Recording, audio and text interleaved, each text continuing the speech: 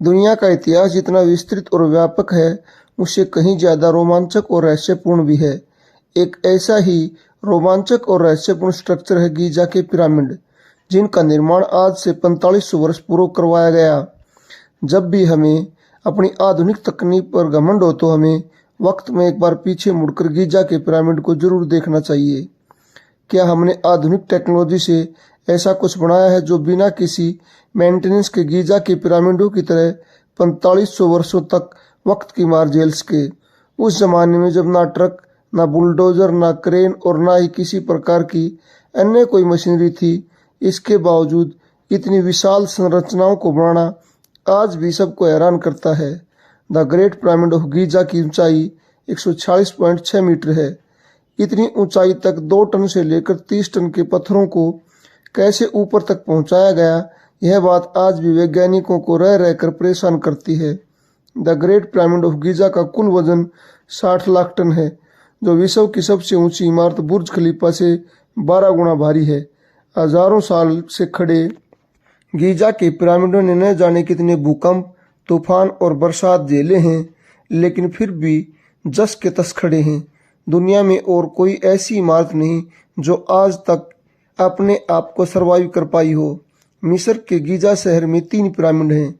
इनमें सबसे ऊंचा pyramid the great pyramid of Giza है, जिसे कुफू के पिरामिड के नाम से भी जाना जाता है, क्योंकि इसका निर्माण मिस्र के चौथे राजवंश के 5वें फेरो कुफू ने करवाया था। उस समय सम्राट को फेरो कहते थे। दूसरे बड़े पिरामिड का निर्माण कुफू के पुत्र काफरे ने करवाया, इसलिए इसे पिरामिड ऑफ काफरे भी कहते हैं। तीसरे और सबसे छोटे पिरामिड का निर्माण काफरे के पुत्र मेनकोरे ने करवाया, इसलिए इसे पिरामिड ऑफ मेनकोरे भी कहते हैं। मिस्र में इनके अलावा भी 135 छोटे बड़े पिरामिड खोजे जा चुके हैं, लेकिन इनमें जो सबसे प्रमुख है वह है the great pyramid of Giza. अब प्रश्न यह उठता है कि इन्हें क्यों बनाया गया। इस संबंध में पहली पॉपुलर थ्योरी है कि ये मिस्र के राजाओं, जिन्हें फेरो कहा जाता था, उनके मकबरे हैं। मिस्र के लोग मानते थे कि मरने के बाद उन्हें एक अलग जिंदगी मिलती है, जो उनके द्वारा किए गए अच्छे कार्यों का फल होता है। इसी मरणोपरांत जिंदगी को अच्छे ढंग से जीने के लिए वे इन पिरामिड का निर्माण कराते थे, ताकि वे उस जिंदगी में काम आने वाली जरूरत की चीज़ों को अपनी कब्र में रख सकें। इन चीज़ों में खाना, खजाना, कपड़े, आभूषण इत्यादि शामिल होते थे।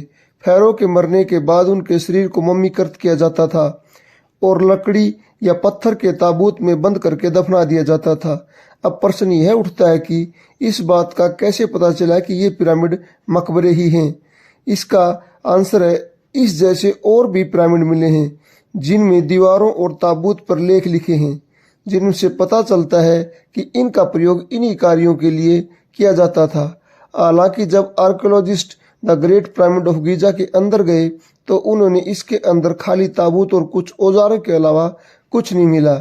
ऐसा माना जाता है कि यह ताबूत खुफू का था और हो सकता है कि खजाना और ज्वेलरी को इन हजारों वर्षों में कोई लूट कर ले गया हो। दूसरी पॉपुलर थ्योरी है कि इन पिरामिडों का इस्तेमाल मिस्रवासी बिजली बनाने के लिए करते थे।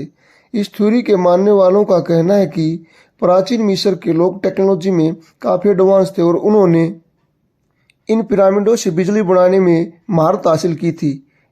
इसके लिए उन्होंने कुछ चित्र जो दीवारों पर उकेरे गए थे, उनको साक्ष्यों के रूप में प्रस्तुत किया है। लेकिन प्रश्न यह उठता है कि अगर बिजली बना ली गई थी तो अभी तक बल्ब का साक्ष्य क्यों नहीं मिला। एक अन्य पॉपुलर थ्योरी भी इस संबंध में प्रचलित है कि ये पिरामिड अनाज भंडारण के लिए बनाए गए थे। इस थ्योरी को अमेरिकी पॉलिटिशियन बेन कार्सन ने 1998 में दिया था। I think back on Joseph, one of my favorite Bible characters. Now, my own personal theory is that Joseph built the pyramids in order to store grain. Now, all the archaeologists think that they were made for the pharaoh's graves. And when you look at the way the pyramids are made, with many chambers that are hermetically sealed, they would have to be that way for a reason. And, various scientists have said, well, there were alien beings that came down and they had special knowledge and that's how they were. It doesn't require an alien being. उनका मानना था कि इन पिरामिडों को Jesus Christ के पिता ने बनवाया था। इन अलग अलग थ्योरी बनने का मुख्य कारण साक्ष्यों का अभाव होना है, क्योंकि 4500 वर्षों का समय बहुत लंबा है, जिसके कारण अधिकतर साक्ष्य नष्ट हो गए। जितना यह सवाल रहस्यमय है कि आखिर पिरामिडों को क्यों बनाया गया था, उससे भी कहीं ज्यादा रहस्यमय सवाल यह है कि आखिर इन पिरामिडों को कैसे बनाया गया था। यह अभी तक एक पहेली बना हुआ है, जिसका संतोषजनक जवाब किसी के पास नहीं है कि आखिर उस जमाने में इतने बड़े बड़े पत्थरों से 146.6 मीटर ऊंची इमारत कैसे खड़ी कर दी, जिनका वजन 2 टन से लेकर 30 टन था और संख्या 23 लाख। पिरामिड का निर्माण उस दौर में हुआ जब ना तो पहिए का आविष्कार हुआ था, जिससे भारी भरकम पत्थरों को एक जगह से दूसरी जगह आसानी से पहुंचाया जा सके, और ना ही उस समय लोहे जैसी किसी धातु की खोज हुई थी जिनसे बने औजारों से वो भारी भरकम पत्थरों को काट सकते और तराश पाते। उन्होंने बिना पहिए के उन पत्थरों को एक जगह से दूसरी जगह कैसे पहुंचाया होगा, यह भी एक बड़ा प्रश्न है। भारी भरकम पत्थरों को काटने के लिए उन्होंने पीतल और काठ की छेनी का प्रयोग किया।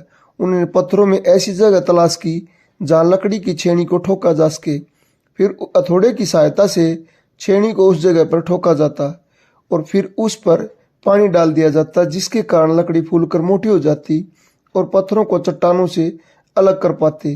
पीतल की छेनी और डोलोमाइट की मदद से उन्होंने पत्थरों को तराशा।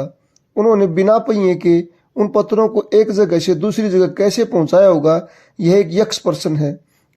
इस संबंध में 2 थ्योरी पॉपुलर हैं।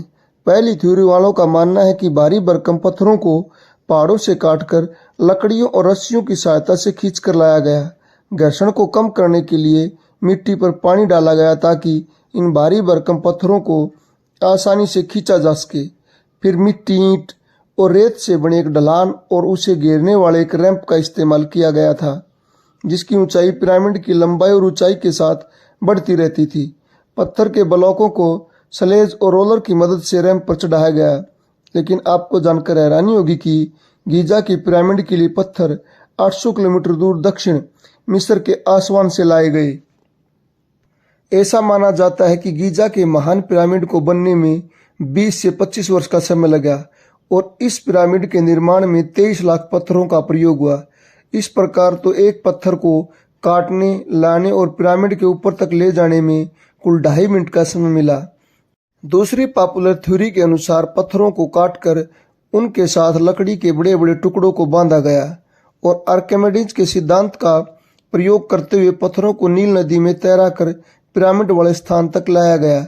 ऐसा माना जाता है कि उस समय नील नदी की एक धारा पिरामिड के पास से बहती थी।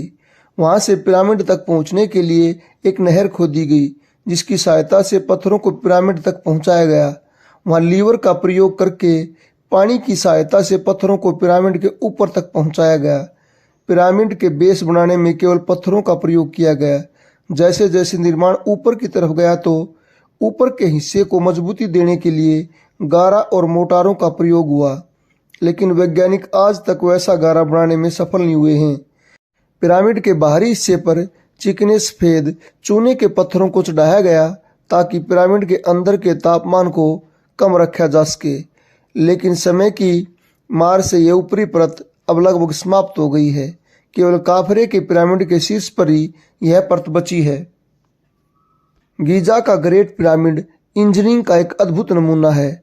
ग्रेट पिरामिड को इस तरह से बनाया गया है कि ये चारों दिशाओं को दर्शाता है और इसका एक सिरा नॉर्थ पोल को अलाइन करता है।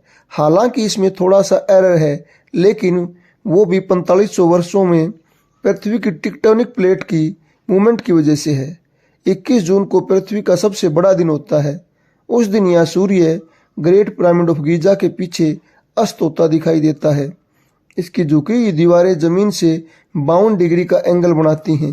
पिरामिड में जगह जगह टनल बने हैं, लेकिन आज तक यह कोई नहीं जान पाया कि इन्हें क्यों बनाया गया है। पिरामिड में अभी तक केवल 3 चैम्बरों को खोजा जा सका है। सबसे नीचे वाला बेस चैम्बर, बीच वाला क्वीन चैम्बर और सबसे ऊपर वाला किंग चैम्बर है। The great pyramid of Giza भूकंपरोधी है। यह भूकंप के तेज झटकों को झेल सकता है और 4500 वर्षों से यह अपने स्थान पर जस का तस बना हुआ है।